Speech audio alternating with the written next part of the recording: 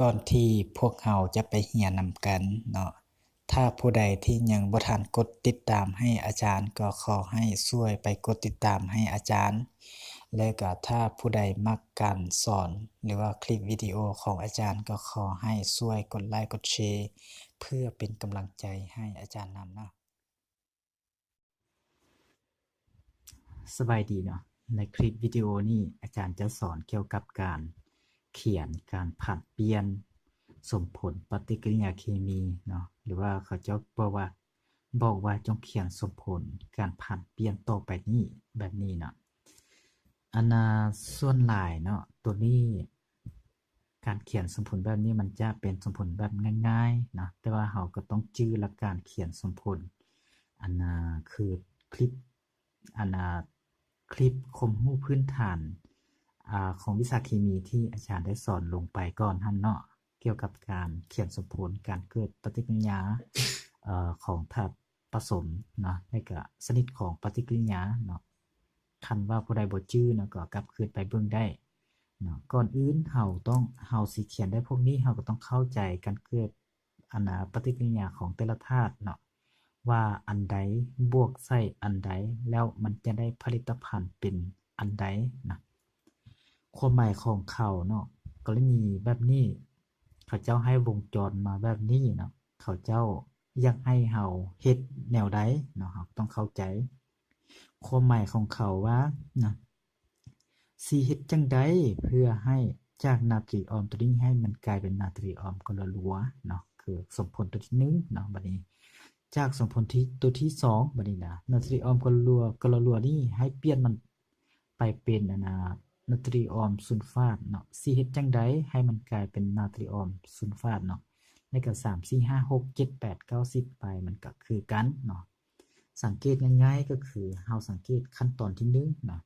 หรือว่าสมผลที่1เนาะสมผลที่1ก็คือจากนาตรีออมเป็นจากนาตรีออมนี้ให้มันกลายเป็นหยังให้มันกลายเป็นนาตรีออมกลรัวนะเฮาสังเกตเฮาสิเฮ็ดจั่งใดเฮาสิเอาอันใดมาบวกใส่นาตรีออมตัวนี้ให้มันกลายเป็นนาตรีออมกลรัวเนาะเฮาจะเอาหยังก็ตามเนาะเฮาจะเอาอันใดก็ได้เพื่อขอให้มันเกิดนะมันเกิดนาตรีกลรัวทำอิฐนะเฮาจะเอากลรัวนี้ใส่ก็ได้นะมันจะเกิดเป็นธาตุผสมนาตรีกลรัวแต่ว่าเฮาต้องสังสาเนาะกลอนี้มันมี2ตัวเฮาเติม2ใส่นี้บัดนี้นาตรีออมมี2ตัวเฮาก็เติม2ใส่นี้อีกเนาะหรือว่าเฮาจะเปลี่ยนถามว่าอาจารย์บ่ใส่กลอรัวนี้มันเฮาใส่ตัวอื่นได้บ่ก็ได้คือกันนะได้คือกันมันขึ้นกับเฮา ก็คือก็คือแบบว่าแบบนี้เนาะเราจะเอาหยังอีกคันว่าบ่ใส่กะลอรัวนะบ่ใส่กะลอรัวแล้วเราจะเอาหยังอีกบัดนี้นะก็ใส่เป็นอาซิดกลอเฮลิกก็ได้เนาะมันจะเกิดหยังนาตรีออมตัวนี้มันจะไปแทนที่ไฮโดรเซนเนาะแทนที่ไฮโดรเซนกลายเป็นนาตรีออมกะรัวๆแต่ต้องปลดปล่อยไอไฮโดรเซนนี้ออกเนาะนี่ปลดปล่อยมันออก สังสารไฮโดรเจนนี้มันมี2ตัวเนาะเราก็ตืม2เส้นนี้บัดนี้คันว่าตืม2เส้นนี้แล้วอันน่ะกลอรัวนี่มันมี2แล้วแม่นบ่มันมี2เราก็ต้องตืม2เส้นนี้คันว่าเราตืม2เส้นนี้เราก็ต้องตืม2เส้นนาตรีออมคือกันแม่นบ่เห็นบ่มันเกิดแม่นบ่มันเกิดนาตรีออมกลอรัวน่ะคือคือที่เขาเจ้าต้องการเลยแม่นบ่แบบนี้น่ะตามที่เขาจะต้องการเลยเออ ถามว่านอกจาก2ธาตุนี้แล้วหยังตัวอื่นก็ได้บ่ได้คือกันนะคืนกับเฮาคืนกับเฮาสิเอามานะได้นะบัดนี้เฮาสิไปขั้นตอนที่2บัดนี้นะเขาว่าขั้นตอนที่2นี่นะเขาว่าจากนาตรีออมกลอรัวนี่นะสิเฮ็ดจังได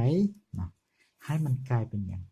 นาตรีออมซัลฟาตนาตรีออมซัลฟาตนาตรีออมซัลฟาตสิเฮ็ดจังไดบัดนี้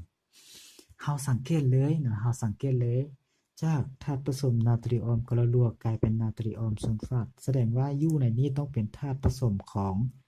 SOC ธาตุผสม SOC ก็คือธาตุผสมซัลฟาตเนาะเฮาจะใส่เป็นอาซิดซัลฟูริกได้บ่ได้คือกันเนาะสังเกต อาจารย์บอกเลยว่านอกคุณนอกในคนไหนนะนอกคุณนอกในคนไหนนะนอกคุณนอกในคนไหนนะมันจะเกิดปฏิกิริยาบวกใส่อย่างอีกบวกใส่อาซิดคลอโรฮิลิกนะแบบนี้นะมีแต่เราสร้างสารตื่นเราก็สร้างสารไป2นะสร้างสารไป2นี่มันก็เรียบร้อยนะการสร้างสารถ้าว่าสิถามว่าอาจารย์เนี่ยนะบ่เอาธาตุนี้แล้วคันน้องบ่อยากเอาธาตุนี้น้องอันน่ะสิใส่ธาตุอื่นได้บ่ก็ได้คือกันขอเพียงมันเกิดเป็นนาตรีออมซัลฟาตเนาะมันได้คือกันตัวอย่างเช่นว่านาตรีออมคลอรัวเนาะบวกให้หยังบวกให้กาลิออมซัลฟาตแบบนี้ก็ได้เนาะแนวนี้ก็ได้มันก็จะเกิดเป็นนาตรีออม2ซัลฟาตบวกให้หยังบวกให้นอกคุณนอกในคนไหนจะได้เป็นกะลีออมกะละลัวแบบนี้นะมันได้สังสาสังสาตืบใส่กะลีออมอยู่เบื้องนี้มี2ตัวอยู่เบื้องนี้มีแต่ตัวเดียวเฮาก็สังสาใส่ตืบ2นะอยู่เบื้องนี้เฮาก็ตืบ2ใส่คือกันนะมันเป็นแบบนี้บัดนี้ขั้นตอนที่3ก็คือจากตัวนี้นะจากตัวนี้ให้มันกลายเป็นเลข2ซัลฟาตบัดนี้นะขั้นตอนที่3เนาะจากนาตรีออมซัลฟาตนาตรีออมซัลฟาตสีบวกหยังให้มันกลายเป็นหยังกลายเป็นเลข2ซัลฟาตแบบนี้สิเอาหยังบัดนี้สังเกตจากตัวนี้เป็นนาตรีออมซัลฟาตกลายเป็นเลข2ซัลฟาตแปลว่าธาตุนี้ต้องเป็นเลขแม่นบ่เป็นเลขจะเป็นเลขออกซิเป็นเลขอันใดก็ตามเนาะเป็นเลขเป็นบาเซอร์ก็ได้นะแต่ต้องเป็นบาเซอร์เลข2นะแบบนี้นะเพราะว่าอยู่ธาตุผสมที่เขาให้มามันเป็นอันน่ะ เป็นเลข2เนาะฉะนั้นตัวนี้ต้องเป็นเลข2เนาะนอกคนนอกในคนไหนก็จะได้เลข2ซัลฟาตบวกให้หยังบวกให้นาตรีออมฮิดรอกซิดนาตรีออมฮิดรอกซิดนาตรีออมฮิดรอกซิดบัดนี้เราก็สร้างสารใส่นะจุฮิดรอกซิดมี2ตัวเราก็ตึ้ม2ใส่นาตรีออม2ตัว2ตัวก็ดึงเดียมแล้วแม่นบ่เด้มันก็ได้แล้วบัดนี้หรือว่าอาจารย์คันเฮาบ่อยากได้ตัวนี้เฮาบ่อยากใส่ตัวนี้เนี่ยน้องอยากใส่ตัวใหม่ได้บ่ก็ได้คือกันขอเพียงเป็นธาตุผสมของเลข2นะก็คือสมมุติว่าจะเป็นเลข2กอรั่วเนี่ยนี่ก็ได้คือกันนะมันจะได้เป็นหยังเลข2ซัลฟาตบวกให้นาตรีออมกอรั่ว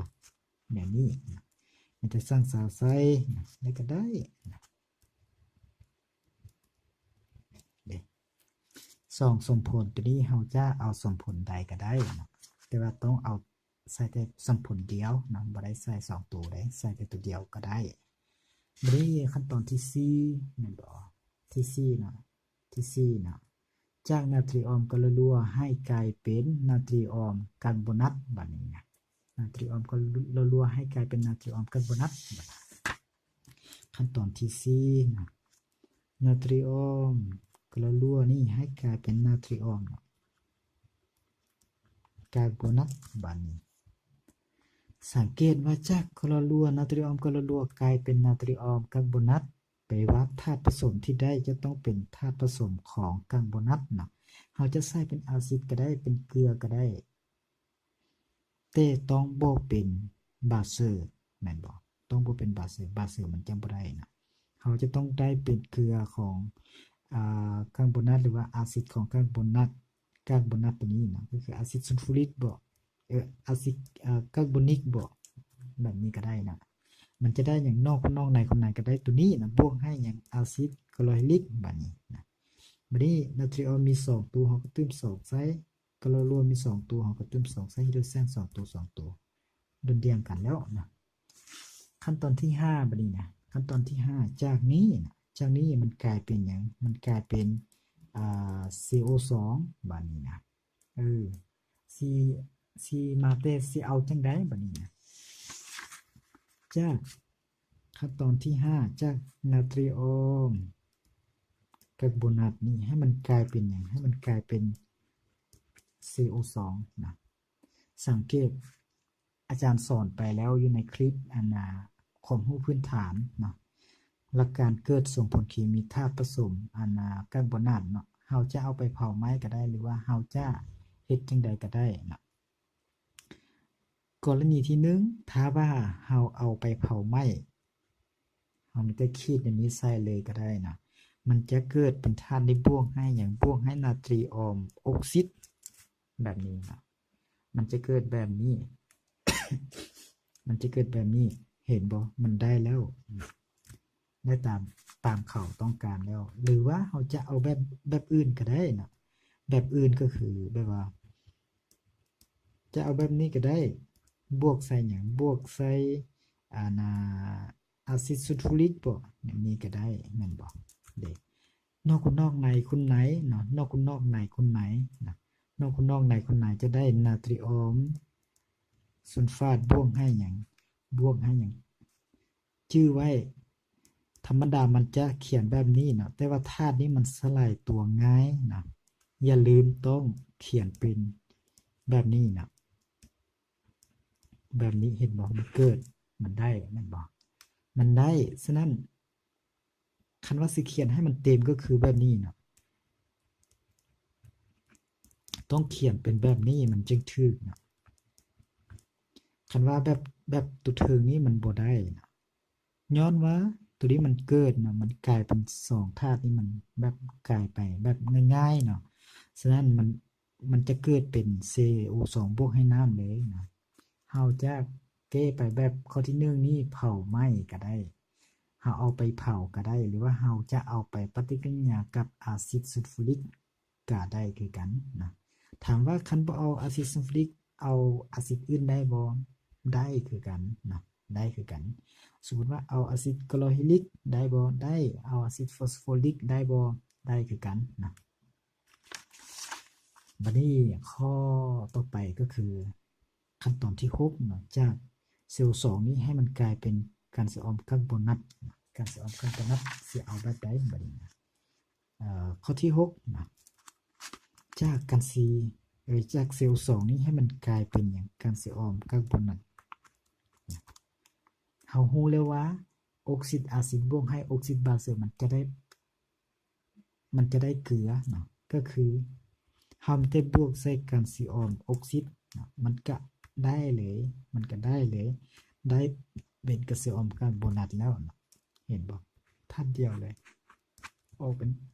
ออกเป็นธาตุเดียวเลยเฮาบ่สังสารเลยมันก็ได้แล้วการซีออมนี่มีแต่ตัวเดียวเนาะออกซิเจนมี3ตัวมันมี3 1บวก2เป็น3แล้วคาร์บอนมี1ตัวก็1ตัวคือกันเนาะมันก็ตุนเดียงแล้วบัดนี้นะบัดนี้ข้อที่7บัดนี้นะจากตัวนี้เนาะการสิออมคาร์บอนัตให้มันกลายเป็นการสิออมออกซิดให้มันกลายคือเก่าบัดนี้นะจากตัวนี้ให้มันกลายเป็นตัวนี้อีกบัดนี้สิเฮ็ดจังได๋บัดนี้นะเฮาก็สังเกตเขาบอกว่าจากตัวนี้นะให้มันกลายเป็นการสิออมออกซิดแบบนี้นะสิเฮ็ดจังได๋บัดนี้เฮาก็มีแต่เอาไปเผาเอาธาตุนี้ไปเผามันจะได้กลับคืนนะเด้กลับคืนแบบนี้แหละเด้แบบนี้เป็นปฏิกิริยาวิเคราะห์ปฏิกิริยาการเผาไหม้ก็ได้นะแบบนี้นะถูกต้องนี่มันเกินแล้วเด้แม่นบ่แม่นบัดนี้เฮาก็ไปเบิ่งข้อที่8เนาะข้อที่8ว่าสิเฮ็ดจังได๋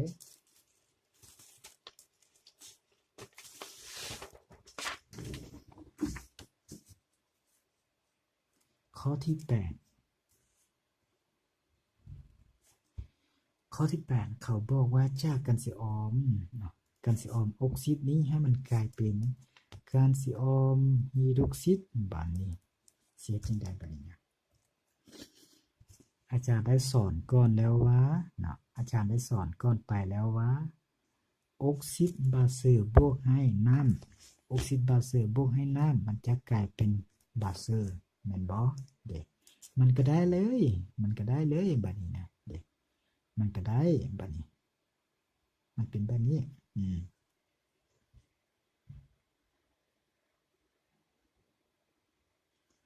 ฉะนั้นข้อที่8มันก็มีแต่เฮาก็ได้เลยเนาะข้อที่8บัดนี้เฮาก็ไปข้อที่9บัดนี้นะข้อที่9บัดนี้จากตัวนี้ให้มันกลายเป็นตัวนี้คือเก่าบัดนี้นะ สิเฮ็ดจังได๋บัดนี้การสิออมไฮดรอกซิดให้มันกลายเป็นการสิออมคาร์บอนัตคือเก่านะเฮาสิเฮ็ดจังได๋บัดนี้เฮาจะเฮ็ดจังได๋ก็ได้นะส่งหาธาตุผสมของคาร์บอนัตมาใส่ก็ได้เฮาจะเอาอันน่ะแบบ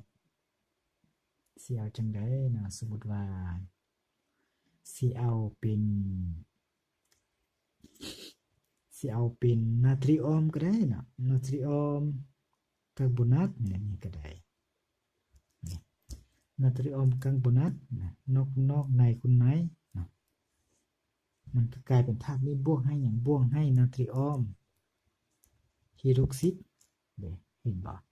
แล้วบัดนี้เฮาก็มีแต่สังสารนาตรีออมอยู่เบิ่งนี้มี2ตัวกระตืบ2ไซไฮดรอกซิด2ตัว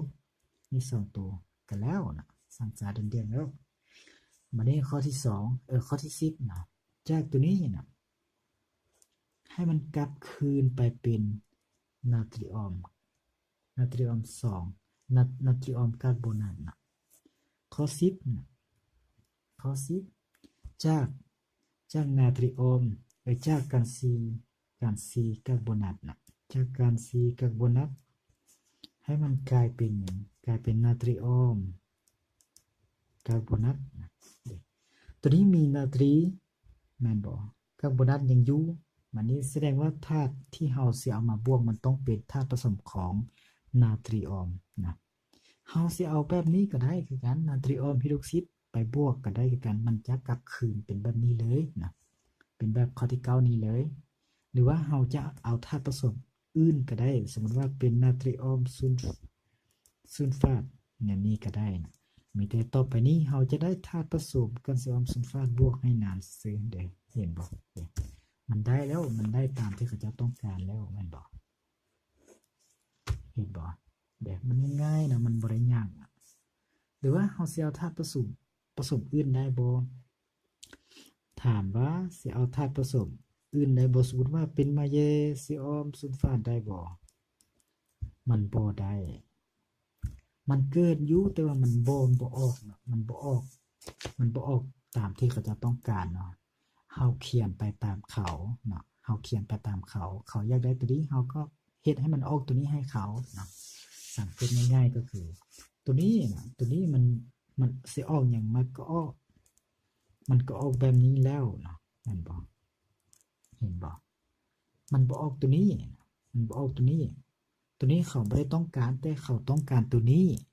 แปลว่าเฮาต้องเอาธาตุผสมของนาตรีออมธาตุผสมของนาตรีออมนี้ไปให้มันเกิดเป็นธาตุผสมของนาตรีออมนะถามว่านอกจากถ้าว่าตัวนี้ใช้บ่ได้แล้วแปลว่าคันใช้ตัวอื่นได้บ่ได้คือกันสมมุติว่าจะใช้เป็นแคลเซียมคาร์บอนัตบวกให้นาตรีออมกรั่วได้บ่ได้คือกันนะมันจะได้แบบนี้บวกให้หยังแคลเซียมกรั่วเด้เห็นบ่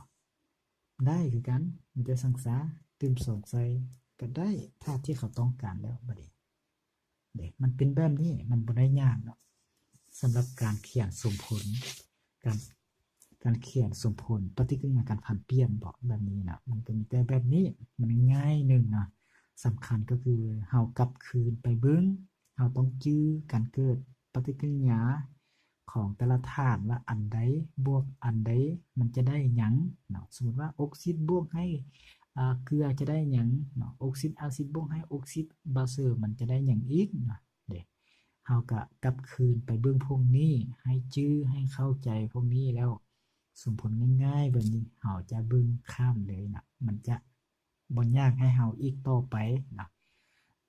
อันน่ะอาจารย์เน้นอีกเทื่อนึงเนาะแบบนี้น่ะมันมักเสียงนักเรียนเก่งก็ออกนะแต่ส่วนใหญ่เขาจะออกแบบนี้ก็มีแบบยากกว่านี้ก็มีนะแล้วก็กฎกาอยู่ในห้องก็มีคือกันนะเสียงจบสั้นก็มีคือกันนะมันก็เป็นแบบนี้ฉะนั้นอาจารย์ก็เอามาสอนให้น้องๆได้เรียนรู้นำนะมื้อนี้เรามาพบกันเท่านี้มีเวลาเราจึงไปพบกันในคลิปต่อไปเนาะ